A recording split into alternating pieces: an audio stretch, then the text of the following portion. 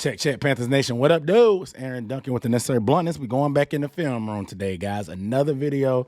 We know we ran for a franchise record, 320 yards, so we got to get in the film room and check out and see what them big boys up front did, along with our backs with Chuba, Foreman, a little bit of Blackshear in there, and of course, a little bit of Sam Darnold with his legs. I want to show you exactly why Sam using his legs can be a whole new element to this running game and why it's 100% necessary and why Steve Wilks was harping on Sam so much more to use his legs. We're going to look at all that. But before we get into that, make sure you hit the subscribe button down below and the bell icon.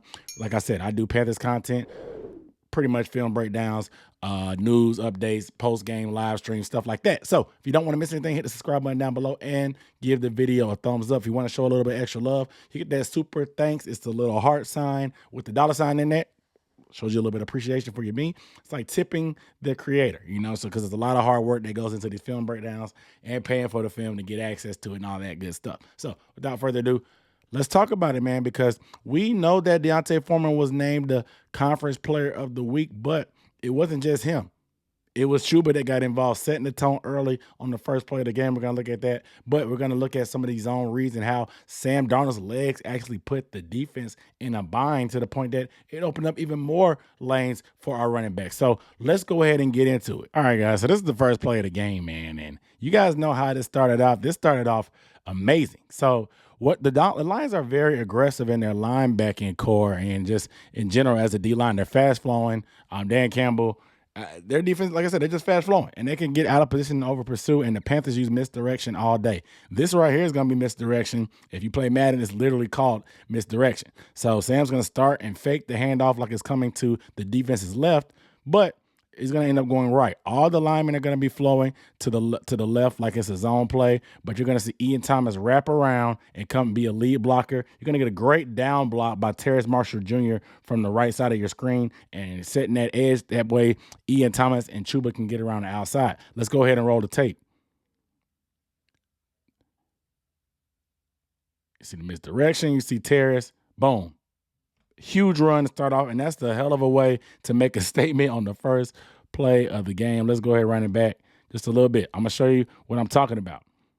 So you get the motion to get the defense already flowing to this direction, and Sam opens up like he's going to hand it off this way. Look at Chuba's steps. He's opening up this way. The linebackers are key in that, and all the linemen are flowing to the defense's left as well. The only people going the opposite direction is going to be Chuba and Ian Thomas. But watch what happens with Aiden Hutchinson, this DN. He's a fast, crashing DN, and he pretty much just overruns it because once the run starts coming his way, he can't change direction in time by the time he realizes what's happening because his key typically, if he sees Ike Ekwonu blocking down, if he sees Ike going down, his job is to squeeze down and replace where he was at and try to squeeze and make the formation a little bit tighter to give a better angle. But doing that influences him inside. That's why Ian Thomas doesn't even bother blocking him because he over pursues and takes himself out of the play. And now a great down block, like I said, by Terrace to be able to get them to the perimeter. Now it's 2-on-1. And now Chuba's going to hit that with speed. It's a beautiful thing. This next play, the Panthers ran the ball in a multitude of different ways. They ran some zone stuff. You know, you hear about zone blocking and you hear about gap. Gap is when the players, they move around, create different angles, and there's certain holes, and it's a designated hole. Zone, you have to make the reads and make the cuts. This one is a trap. So Brady Christensen is going to pull from his left guard position and kick out this nose guard or defensive tackle, whoever comes upfield, and Chuba's going to hit it right up underneath. But I want you to watch the move by Corbett to set this up because it's called a trap because you want to influence the D lineman into coming upfield. That way, when Brady Christensen comes over to kick out, it creates a huge hole. So watch Corbett right here on the left side of the formation. He's going to influence this guy to come upfield and then just swim him to the side. And great job climbing up to the second level. And Chuba's going to have the patience, and it's going to time up and develop perfectly right in front of him. Boom. That was beautiful. Right before, I'm running back just a little bit. Right after Corbett played patty cake with them,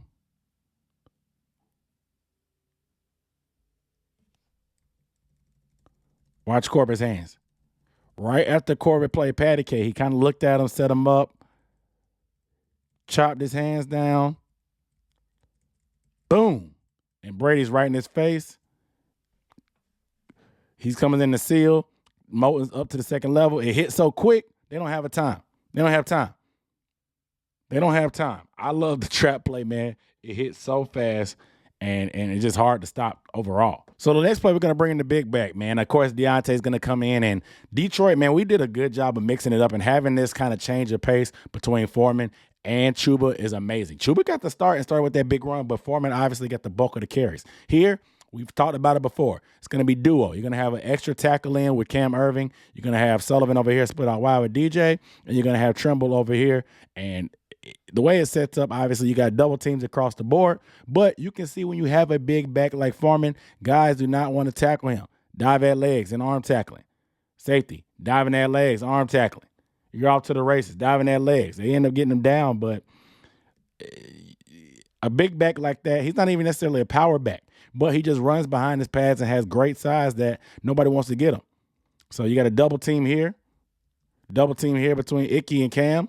They're going to work to the second level on both sides. The cutback is going to open up beautifully. You got an extra backer in because once you start running the ball, extra defenders always tend to come into the box, and those guys typically aren't accounted for by the offensive line. They're only counting these linebackers and D linemen, so sometimes these guys run free. But when you have a guy like Foreman who makes the cut, obviously he feels the lane. That's a perfect wall. Shoulder to shoulder, that is a perfect wall. These guys are cut off by backside. It's the perfect wall. You can see the cutback opening up. You just got to make one guy miss in the hole. He does that pretty easy and gets north. Tries to beat the guy with the angle. He dives at his legs, break that tackle. We're off to the races. Punishing runs.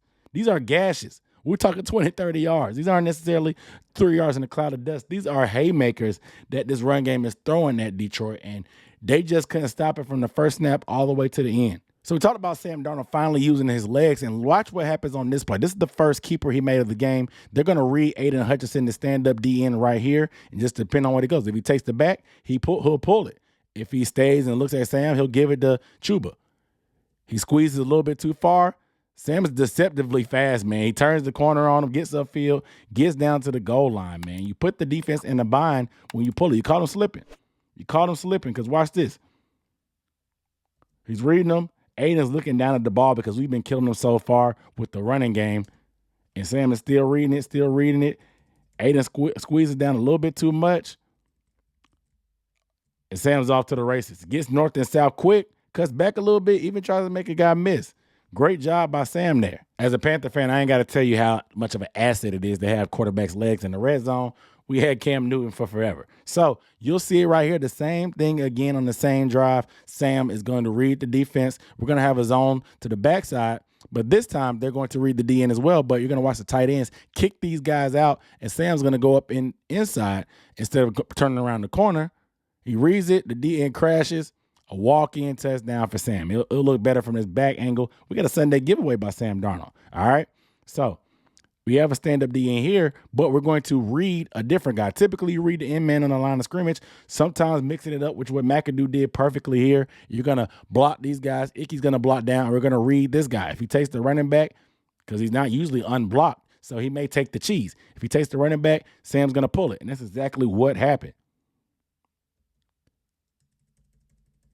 Look, once he sees that down block, he's got to squeeze like we talked about in the prior clip. And then that's just all the room that Sam needs to get it to the outside, untouched, unscathed, Sunday giveaway. Beautiful. So here's where a quarterback's legs become an asset because it sets up other things. Watch this run by here. Deontay's going to cut it back and beats that DN with speed and already up to the secondary. But watch, once we get it to the tight view, how this thing happened. Because Sam's been pulling the ball, so watch what happens here. They're going to read this DN that's outside of Taylor Moton right here on the right. They're going to leave him unblocked. If he takes the running back, Sam's going to keep it. If he doesn't, Sam will give it to him. But this time, he gets put in the bind because he knows Sam's been keeping it, so he doesn't get all the way down. And so look at this hole right here. He plays it too slow. And Foreman runs right by him. He's too big. He dive at legs. You're going to miss him. Let's run it back just real quick.